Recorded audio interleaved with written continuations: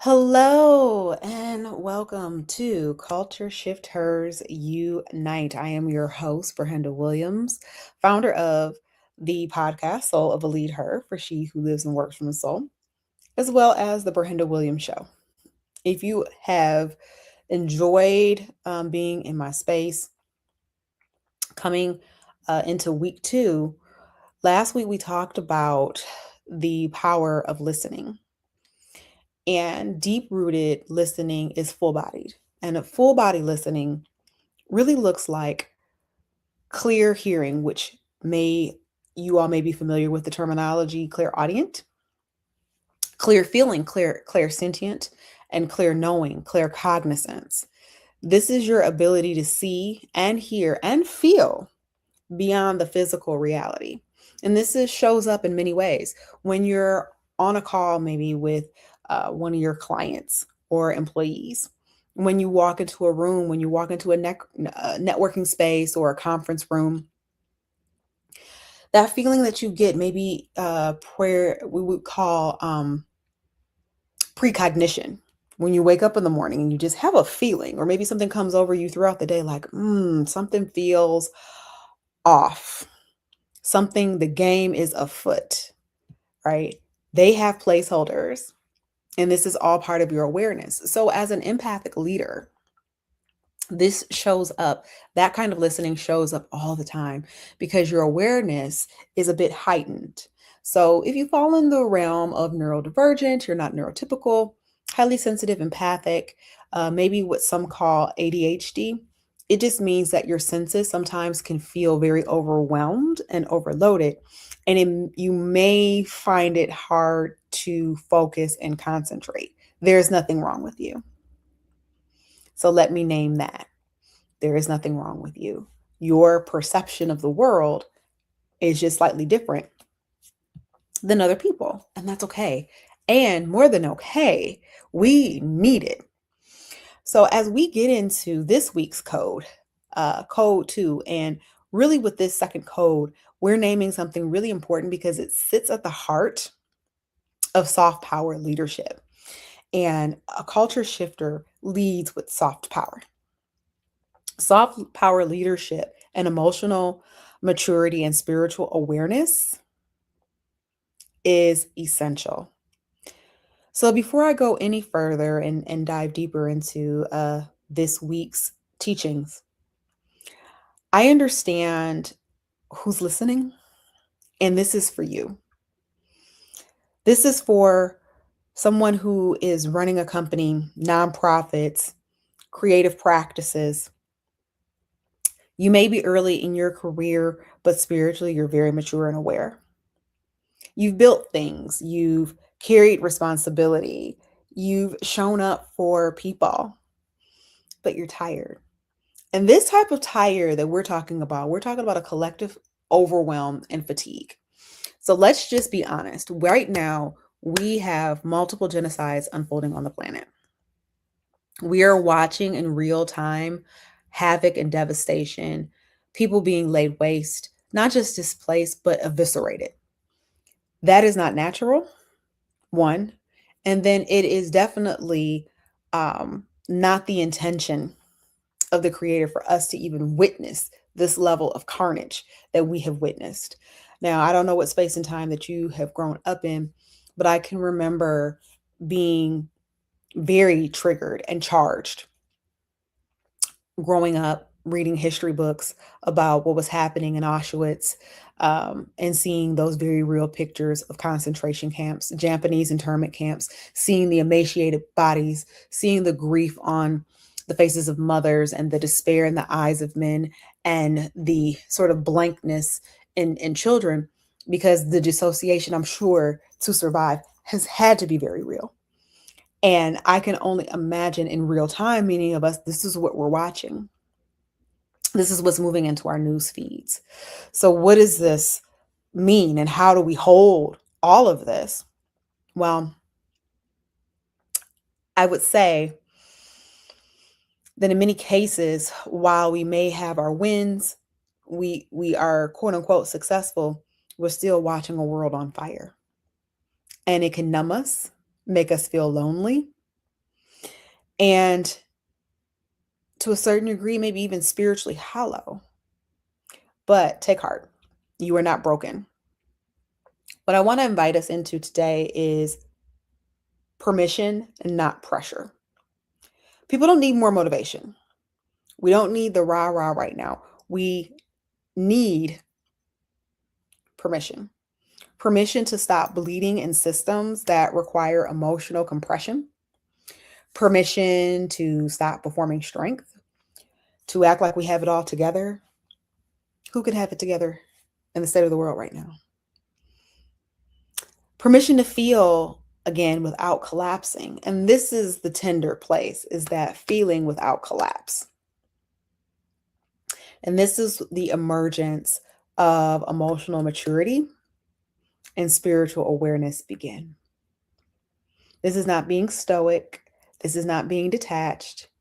This is being regulated, knowing when to move, knowing when to pause, feeling. And this is your superpower, empath, feeling deeply. And in that deep feeling, in that space of deep feeling, we're letting our emotions have room, letting our emotions become information and not a weapon against ourselves or anyone else. Dreams and integration. So this is where things can get very informative if we allow our dreamscapes. So one of the ways that this shows up, and it shows up very clearly for empathic leaders, is through our inner world, our dreams, our intuition, and our pauses. Sometimes we dream very vividly. Sometimes we don't dream at all. But both are sacred spaces to behold. When there is no dream, it doesn't mean that nothing is happening. It just means that we're being integrated. The psyche is repairing. The spirit is digesting. The nervous system is settling. And in this settling, we're becoming more receptive to what's being revealed. Silence doesn't mean stagnation. I don't know who needs to hear that, but silence does not mean stagnation. And sometimes something holy is being held. And when we think about that tenderness and what's being held, we can allow our wounds to become wisdom. So emotional maturity with spiritual awareness is this, is knowing that formation is happening, that something is congealing, even when there is nothing to report. We're talking about a leadership that comes from, not from wounds, not from urgency, not from unprocessed pain. We don't lead from our wounds, but we lead from our wisdom. And if we can process our hurt, we can process our rage, if we can process some of those emotions that create separation, then we can begin to pull nuggets out, right? We can begin to metabolize. And after the emotions meet reflection, after our body feels enough to release, and this is why crying is holy, our power becomes regulated, because real power is not dysregulated. Real power is regulated power.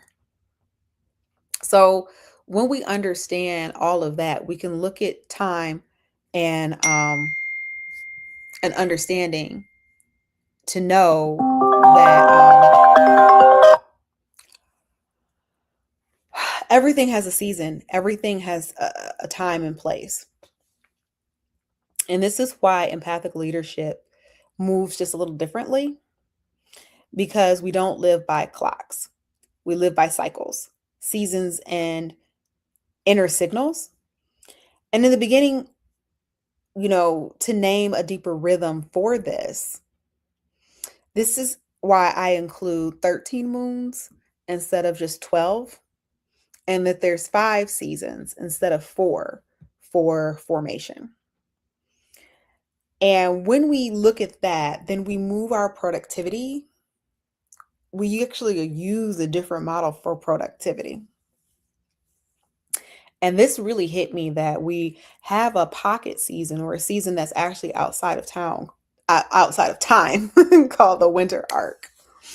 And I'll talk more about that next week. So if you have not gotten secured your seat for seasonal planning is a quarterly convening that I have for female identified leaders to plan out their quarter. So instead of trying to plan a whole year at a time, which can be overwhelming, instead of having quote unquote goals, we'll still have goals, right? There's still metrics, there's things that you want to accomplish, but what we're really getting at is the heart of our work, the lessons that we learned, and like I said, taking the wounds and turning them into wisdom and moving by a different calendar. So instead of moving with 12 months, we're actually going to look at 13. And we're going to look at 5 seasons instead of just 4. And decide what season that we're actually in. And from that model, right, we become truer. We don't move by force. We grow by timing, by readiness, and by listening. We're moving at the threshold. So many of you right now are in what I call a threshold moment. You're not who you used to be, but you're not exactly who you're becoming. You're in that quiet in between space, which can feel lonely and quiet and disorienting. But hear this. You're not lost. You're not, you're between identities and between strategies. But the definition of success is not, of course, what you've produced, is what you've persevered through. And God is not rushing you through it. Spirit's not rushing you through it. So source, whoever you subscribe to as your higher power, Spirit is not demanding a performance. Spirit is forming something in you. And if you're feeling tired, sensitive, slow, or inward, it is not failure. It is formation. So our invitation is never pressure. If something in you is exhaling, like a deep, there's room for you in this space. You don't have to perform. You don't have to prove. You don't have to rush. You can come exactly as you are. This is the season that you're in. And that's the culture shift. So I hope that this week's code and the various movements that we've moved through and awarenesses within this code of emotional awareness and spiritual maturity has definitely landed with you. I'm sorry, emotional maturity and spiritual awareness has landed with you. And if so, please share this with a friend. If you check the link here for details, there's a link there that you can sign up for seasonal planning. And again, this seasonal planning is not a productivity session. It is not that. It is a convening of other founders, consultants, coaches, nonprofit leaders, those who are sitting at the helm of leadership within their organization, or they have their own organizations, but social impact is something that is extraordinarily important to them.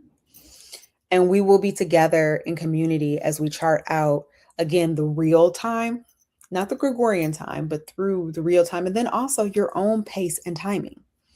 You may need a slower morning. You may need more rest, depending on what season you're in. But wherever you are, wherever you fall, we want to allow you to come in to the space and have a more easeful plan for this next quarter, whether it's your revenue, your visibility activities, the social change that you wish to enact and impact. It's all here for you. So with that, my name is Brenda Williams, founder of Culture Shift Hers Unites, the podcast Soul of a Lead Her for she who lives and works from the soul, and the Brenda Williams Show. Thank you so much for joining me. I hope to see you next week. We just have 5 spots left, so please don't get left behind in this one. You won't have another opportunity until next season. But we want to make sure, no pressure, that this is in alignment for you, because what is for you will never pass you by. If you have questions, please DM me. But as always, it's been a pleasure, and bye for now. Enjoy the rest of your day, and please share this video with a friend.